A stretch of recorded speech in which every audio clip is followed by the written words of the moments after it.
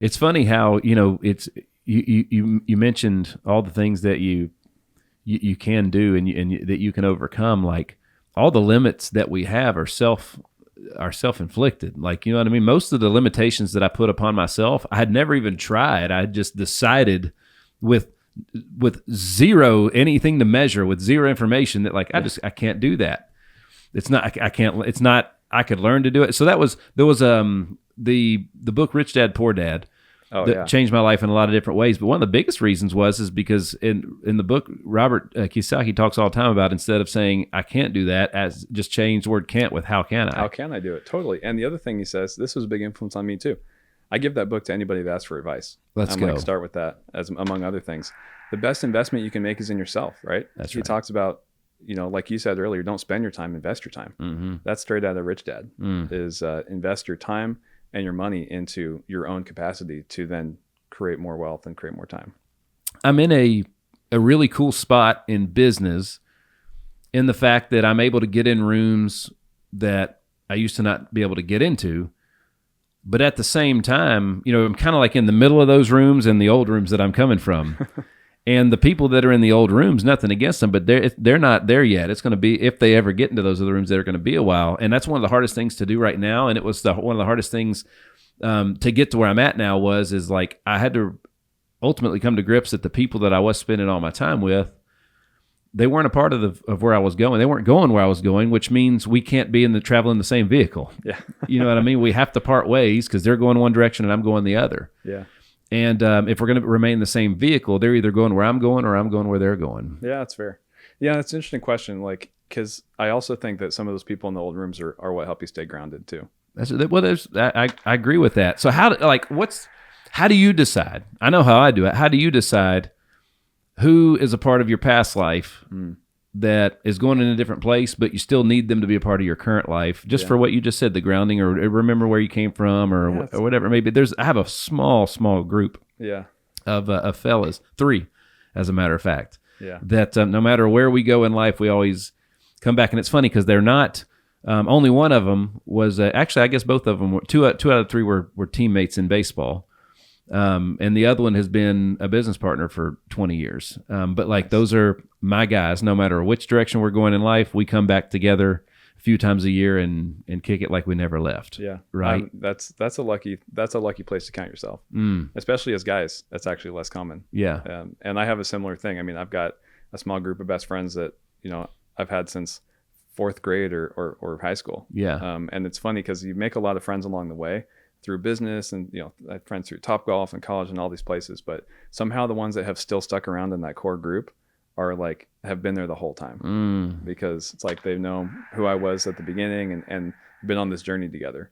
Yeah. And I think there's something to, even though we don't work together in any way, and like these friends are in such a different place, different industry, it's like have nothing to do with where I'm going from a career or a building or entrepreneurship perspective, but they know me, who I am at my core, and my strengths and weaknesses and foundation as a person. And so as I'm building in all these other ways through my businesses and my career, it's like, I don't want to lose sight of the things that made me great in the first place and gave me that constitution to do those things. Yeah. And they're kind of that, there's a guy named Todd Bolsinger, who's a writer. He wrote a book called Canoeing the Mountain. Okay. But he has this metaphor about rest and growth and reflection, and it's sort of like this metaphor of a blacksmith, where the process of blacksmithing, it's like there's the heat. You're a piece of metal, right? And it's all about becoming tempered steel. And if you're a piece of metal, you got to put it in the fire to heat it up, and that is the trials and the tribulations and the work of like the things that you go through, the adversities and those things that heat you up and get you ready for change. And then there is there's the hammer, right, as like shaping you, which is the reflection of like, okay, what did I actually learn from that, and how am I going to grow from it? And then there's the water you stick it in to then cool it off, and that's the sort of like period of rest and settling, where it's like, okay, I just got really stretched, I got heated up, I got hammered and formed into a new shape, and now I need a period of rest to like kind of reset before I go back into the fire again and then get reshaped and get hammered on again. But the piece that's missing you have is the anvil. The anvil that is holding you firmly in place as a foundation as you're going through this change and evolution. And that's the people in your life. That's the community that like, that's not changing. And those are the people that hold you firmly and, you know, give you that foundation as you are going through this change. And that's how I look at like my family and my close friends that I've had for 20 years. So no matter what I'm doing out there and the heat I'm going through or the hammer that's hitting me or the water that I'm jumping into, they're the anvil that I sit on that are unchanging and stable. There's all right. So I think I heard it from, there's two things I heard from the pulpit, two stories I heard from the pulpit that I loved. Number one it was a pastor. He was saying, hey man, you know, sometimes you can't evolve to the person that you're going to be with the people that you kind of grew up with, because he basically said, he's like, dude, they know too much. You know what I mean? They're always going to bring you back.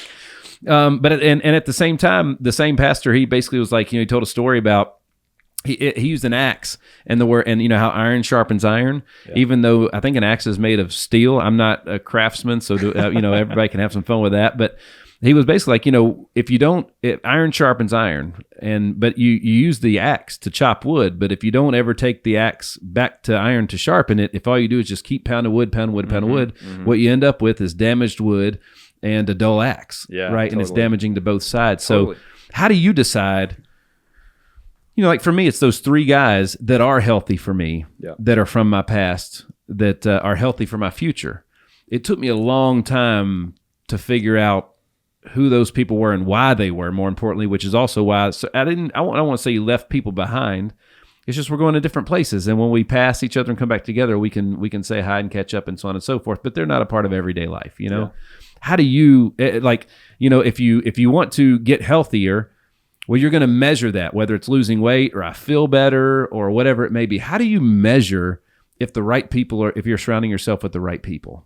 Oh man, that's a great question. You know, I think I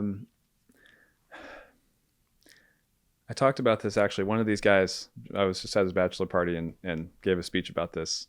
You make time for the things you care about. Well, let's go. Right? And it's like what he taught me is what it looks like to be intentional with a relationship. I mean, the funny thing is, this is one of my best friends. I'll shout you out. Hey, Cassidy. You know, we never even went to school together. We grew up in the same town. We swam on different swim teams.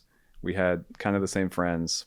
We went to different colleges across the country, but it was like we just met when we were kids through friends, and then we got in a band together. And no matter where we were, law school in New York, living in Seattle, living in Las Vegas, LA, doesn't matter where it was like always found time to hang out and be together. And now you fast forward a decade, and it's like we now are back in the same town, living 5 minutes down the street from each other. Yeah. And we have lunch every Tuesday. But it's because we spent all these years across the country where it'd be so easy to just completely lose track. But we were both intentional about that relationship. But the important thing there that answers your question is that it wasn't work to be intentional. It's not hard. That's it. Right?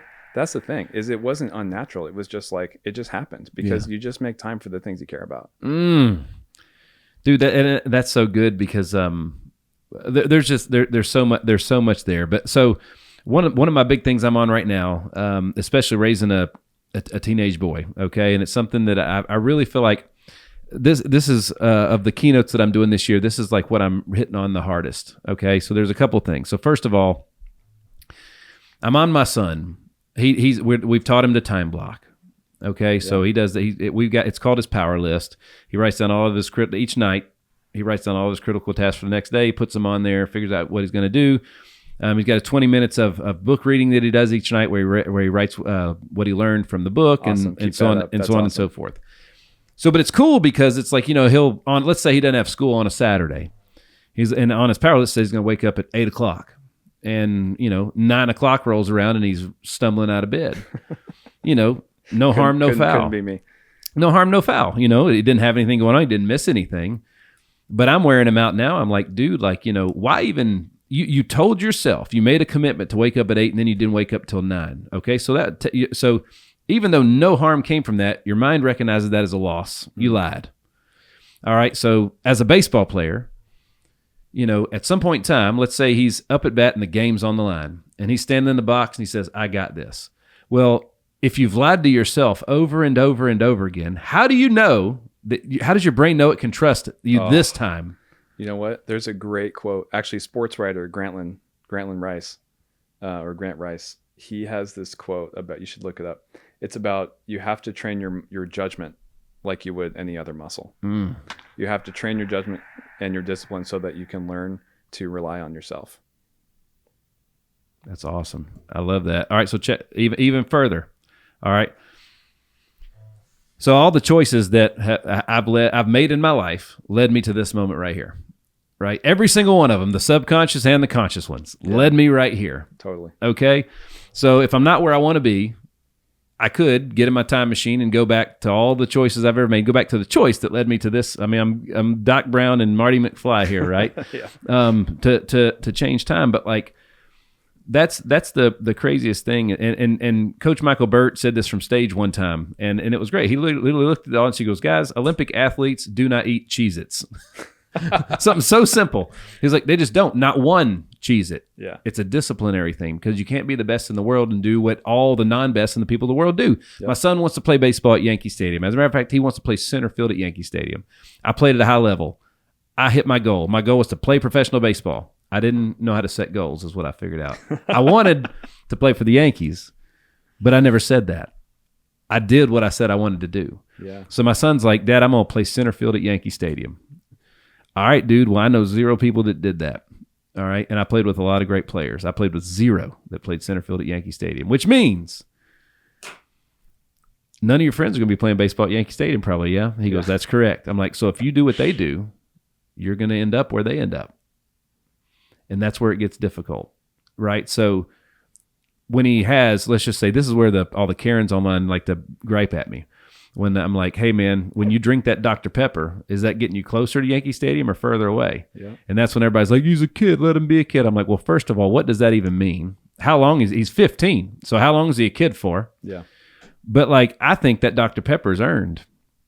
I'm like, dude, did you do everything to get to Yankee Stadium? And then if you have that Dr. Pepper, is it going to set you back or not? It's kind of like if I want to lose weight and I've got this timeline to do it, is that giant foot-long sub from Jersey Mike's gonna affect me getting there on time or not? You know what I mean? Yep. It's kind of like we're riding the train to Yankee Stadium, since we're on Yankee Stadium. Mm-hmm. And, oh, man, there's the gift shop. Well, the train's leaving, whether I'm on it or not. And if I choose to go to the gift shop first, it's going to make me late to Yankee Stadium because I'm going to miss that train. Yep. That's what, like, I don't know why that's such a mythical thing for people to figure out. It was for me anyways. That like, dude, like all these, maybe too many choices were made for me. Maybe, or there's too many choices that you are making because you're expected to, or you think you're expected to, right? That's it. I mean, how many, this is something that's come up for us a lot in both my wife and I, and like how we spend our time and how I've done all the things I've done in 10 years. I'm 32 years old. What?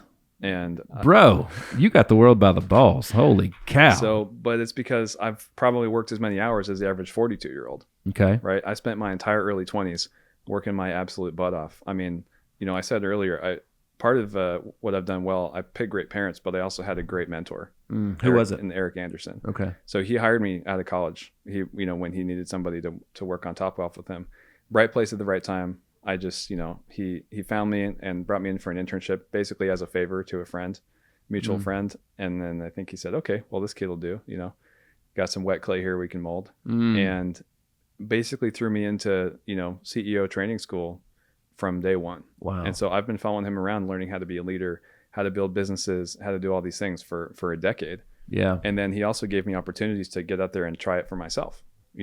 For the last 5, 6, 7 years, like mid-20s, and he like put me in charge of something to go figure it out. And so, but I also along the way have had to make a lot of choices to not do a lot of things my friends were doing. Right. I mean, I worked every single, and it's hard. I worked every single weekend except maybe Easter and Christmas for like 2 years when we were building Topgolf. And the advice was, and it wasn't just because it was like, oh, we're so busy. It was when we got started, Eric said, if you really want to do this and you're as ambitious as you say you are, don't make any plans Yeah. for the next 2 years. Not because you know what's going to happen, but because you should expect that something is going to happen and you're going to want to be a part of it. And so just, and then guess what? When you're in the office at 6 a.m. every Saturday morning, that means you can't go out Friday night. That's right. And so I spent basically my whole early 20s to mid 20s, not going out, not drinking much on the weekends, and traveling for work, and a lot of hours. I worked my freaking ass off. But guess what? It got me to where I am now. And then you look at people who don't at the same age, who are not in the same place as you, and it's like, well, it's not fair. It's like, nothing is fair or not fair. Number one, I got super lucky. I absolutely did, in both the education, the opportunities, the family, all those things. But at the same time, when those opportunities presented themselves to me, I worked 10 times as hard as anybody else. Life's fair. Everybody's price is just different. Yeah, there you go.